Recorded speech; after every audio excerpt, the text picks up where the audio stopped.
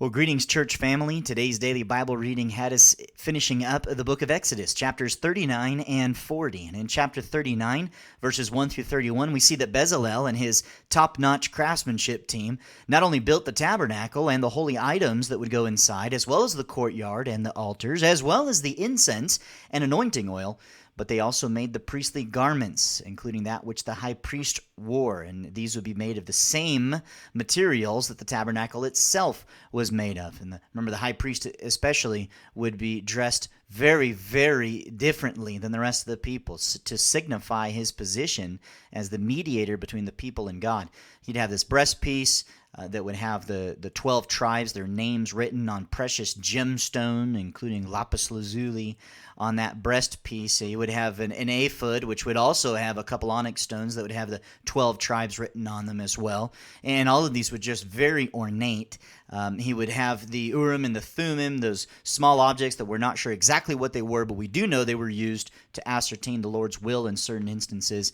And he would have a special turban that had a gold plate inscribed with "Holy to the Lord," "Holy to Yahweh" on it. And it would be fastened with the blue cord. And of course, there's gold loops and all sorts of things on this and chained to really hold it together. And it is an amazing piece of work that Bezalel and his team put together at the Lord's instruction.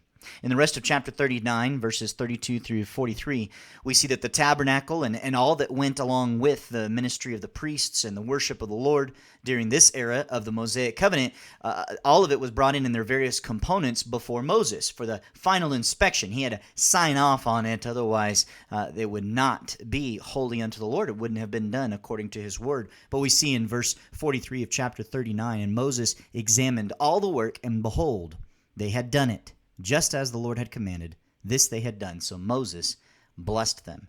Bezalel and his team did an awesome job in obeying God. Then chapter 40, 1 through 33, we see that all these things that were constructed by Bezalel and those who worked with him, they're now set up and they're consecrated to the Lord. Remember, consecrate means to set apart for the Lord's use, to make holy, to sanctify.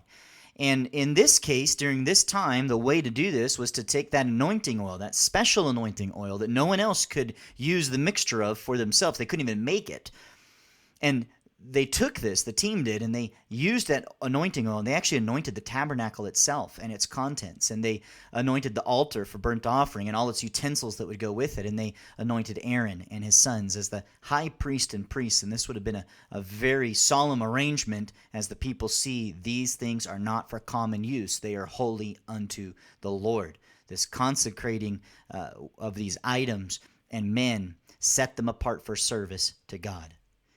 And then chapter 40, verses 34 through 38, the book of Exodus ends with this beautiful picture of God manifesting his glory in the tabernacle and filling the entire building. And I say beautiful, but this would have been a terrifying beauty to behold. Because notice that his glory is so powerful, just this manifestation of his glory, that even Moses, who got to see the passing trail of God's glory in Exodus 34, not even he could be in the presence of the glory of Yahweh as it filled the tabernacle. That's how great it was.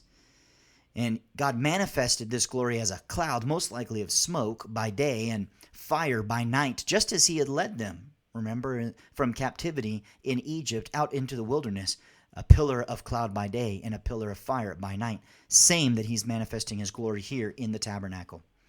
And God would actually use this manifestation of his glory to inform the Israelites of their times to travel and their times to remain in a place for some time by either removing the manifestation of his glory from the tabernacle or by keeping it there. Some principles from these two chapters as we finish out the book of Exodus.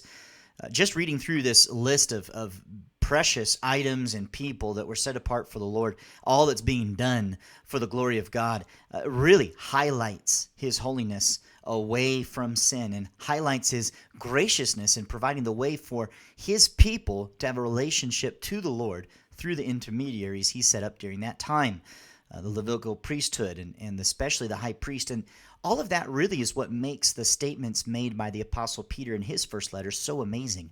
In 1 Peter 2:5, he says, "You also," speaking to Christians, "as living stones are being built up as a spiritual house for a holy priesthood to offer up spiritual sacrifices acceptable to God through Jesus Christ."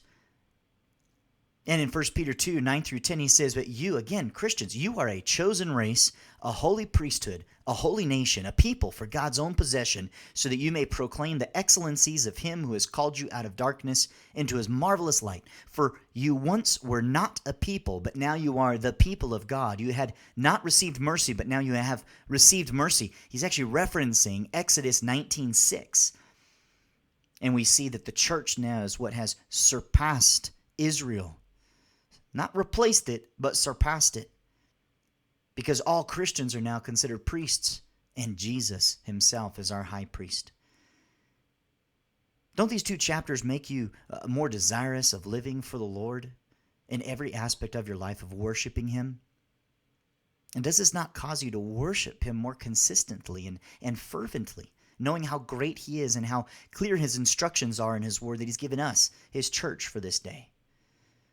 Well, as we close out the book of Exodus, this has been our daily Bible reading, Exodus chapters 39 and 40. I hope those questions are helpful as you just contemplate your relationship with God. If it is a right relationship in Jesus Christ, then I pray that you would have that renewed fervency and worship of the Lord. And if it's not a right relationship, if you're apart from the Lord because you have not trusted in Jesus, then I just would love to compel you, turn from your sin and turn to Christ this day. Well, this has been that daily Bible reading. I hope you have a great day.